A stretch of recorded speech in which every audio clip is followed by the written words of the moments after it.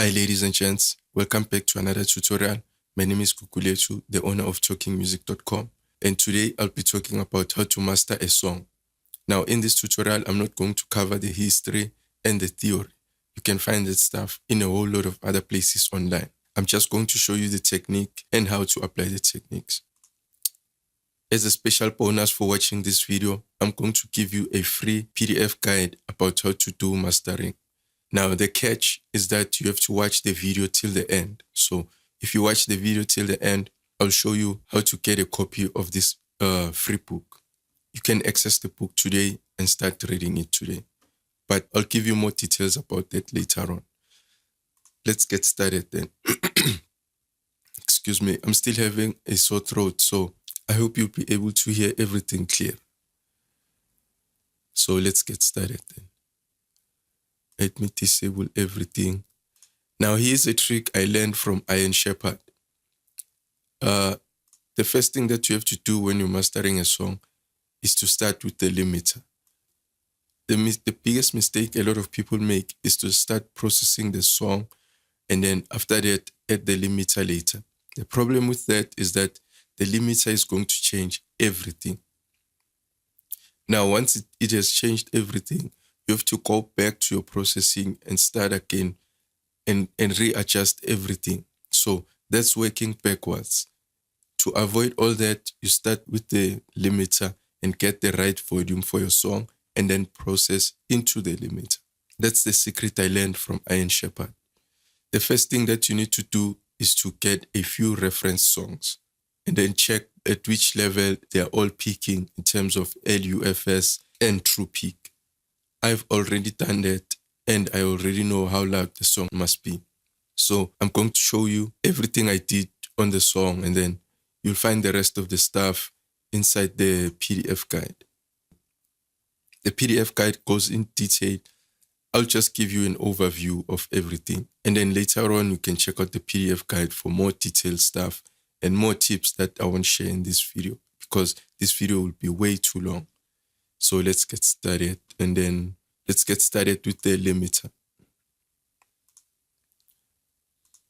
What I do is to use two limiters.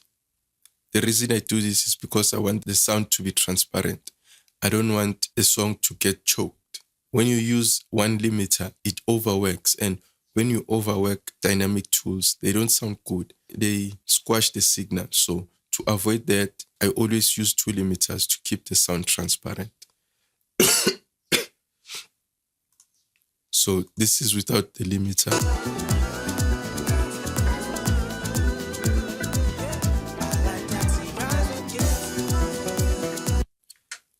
And this is the song after the limiter.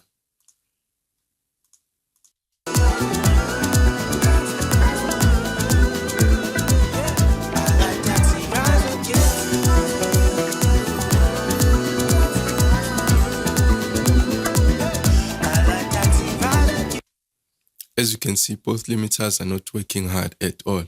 They're just doing minor compression.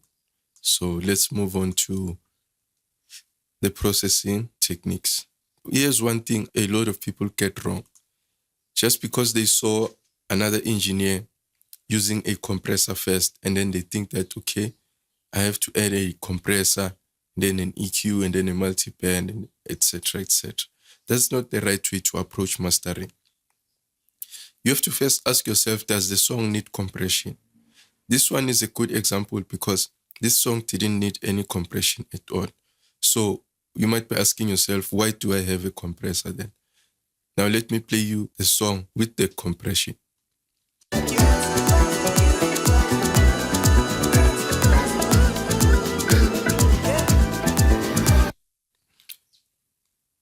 As you can see, the compressor is not doing anything at all. In this case, this compressor is just adding character. It's not compressing at all. This song doesn't need any compression. So you have to avoid doing things by default. So this is a really good example. Now moving on, I added an EQ. So I'll just keep bypassing the EQ so that you can be able to hear the before and after. So this is without EQ.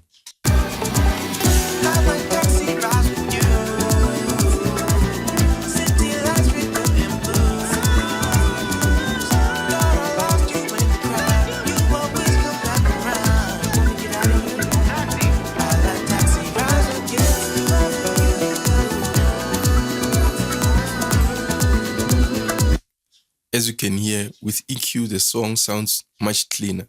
So let me explain the settings here.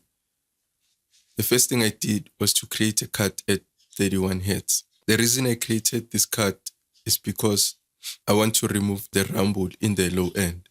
This will help me get more headroom, and it will help the speakers produce the bass without getting choked. Those are the reasons why I created a cut in the low end. And then I created another cut in the mid frequencies to remove muddy frequencies. After this EQ setting, the mix starts to sound open. And then finally, what I did was to cut the higher frequencies because my mix was sounding a bit louder in the higher frequencies when compared to other reference content. So that's why I created a cut at, let me check, it's 7 kilohertz and 10 kilohertz and then 19 kilohertz as well.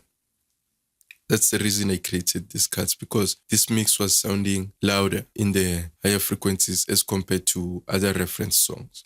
And that's it for surgical EQ. Now, when it comes to EQ, make sure that you don't create big, narrow cuts. Make sure that you keep your cuts wider. Even when you're boosting, make sure that you use small numbers with wider Q factors. If you have to do big, narrow cuts, then you might as well go back to the mix to fix the problem. The problem with using narrow cuts in the mastering process is that you'll be affecting everything. You won't be affecting just one sound. That's why you can't use big cuts or big boosts and narrow cuts and narrow boosts, because you'll be affecting all the sounds in a mix. So you have to be careful with that. Next up, I used the multiband compressor. Now, in this case, the multiband compressor, it's only affecting a few frequencies. It's not affecting the whole frequency range. Let's hear the before and after.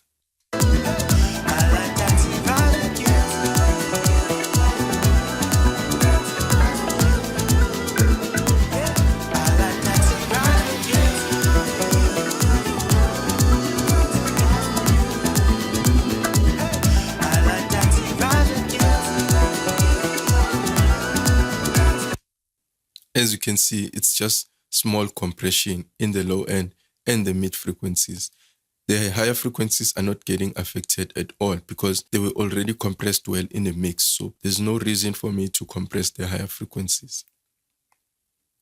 That's one thing you have to avoid. You have to avoid doing things by default. You have to use your ears and your reference content to make sure that you get the best sound possible. So if you check, the mix sounds more tighter and more punchy with the compression in the low end and in the mid range.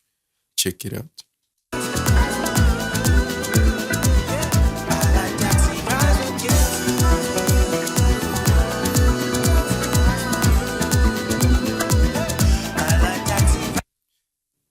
And the low end becomes more controlled as compared to without compression. Next up, I used an EQ. In this case, I'm just boosting frequencies. But as you can see, I'm boosting really small numbers in terms of dBs. As you can see, this one is 0.85. It's a small boost at 71 Hz just to add weight to the mix. And then another boost at 2 kilohertz and 3 kilohertz. Excuse me. Just to add sparkle to the mix. Now, the difference is not that much at all. Check it out. This is without.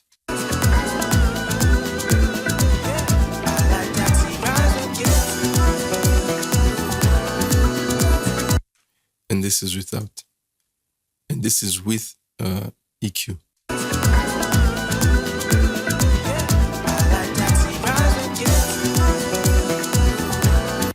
As you can hear, the difference is really subtle, but it does make a huge difference when compared to other reference content.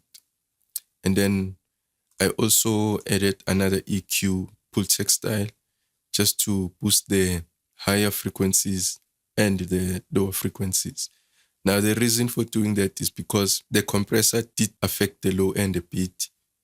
So I need to bring back the low end by using a Pultec style boost in the lower frequencies and in the higher frequencies. So let's check out the before and after. This is without the Pultec.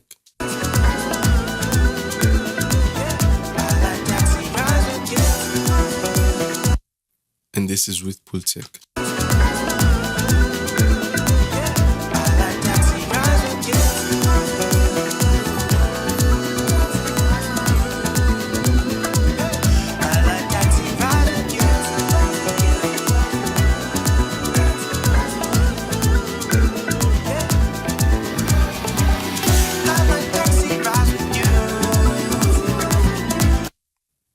As you can hear, it adds more brightness to the mix. It adds a lot of weight in the low end as well. So the mix becomes well balanced. And then next up, I added saturation using the PSP Vintage Warm. Now, when it comes to adding character to a mix, I love the PSP Vintage Warmer because it adds some fatness to a mix that I really like. So let's check out. This is without the Vintage Warmer.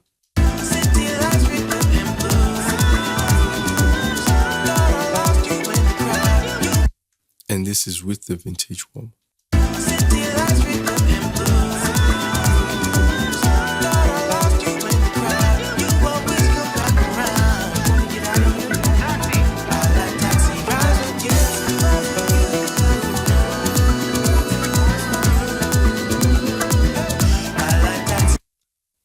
As you can hear, the difference is really subtle. It doesn't have to be obvious.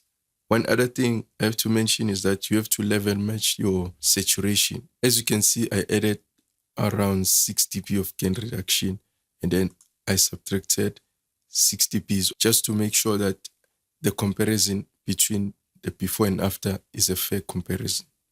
So let's move on then. Finally, I added a stereo image plugin.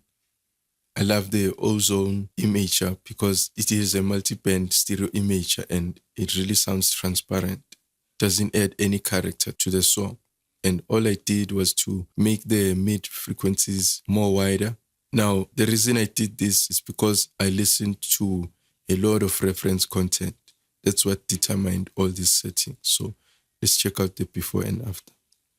This is without the Ozone image.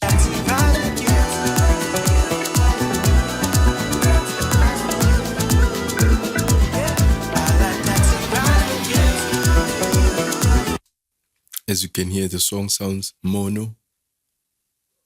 And then with the Ozone image, it will sound more wider. Check it out.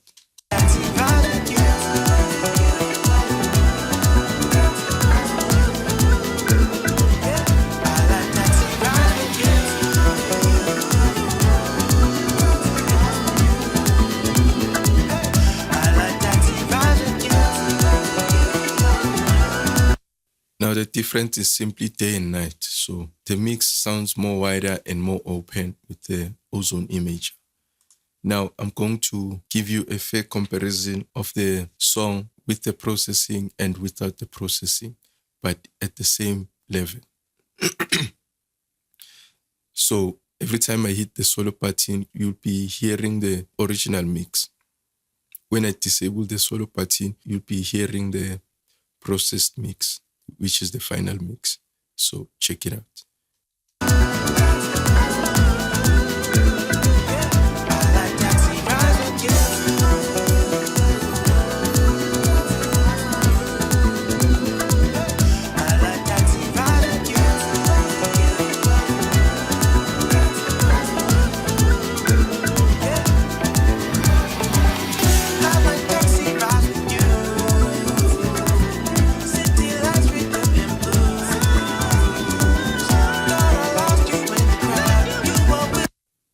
As you can hear, the difference is day and night. So the processed mix sounds more open and it's much clearer, it's brighter, it's punchy, and it will compete in a commercial level. And that's how you do mastering. I hope you found the tutorial helpful and valuable. Now, to download my free mastering guide, all you need to do is to go to talkingmusic.com/master. and that's how you'll get access to the free ebook. Don't forget to smash the like button if you found the tutorial valuable. Click subscribe. Don't forget to hit the notification bell so that YouTube can notify you every time I upload a new video. And we'll talk again tomorrow. Cheers.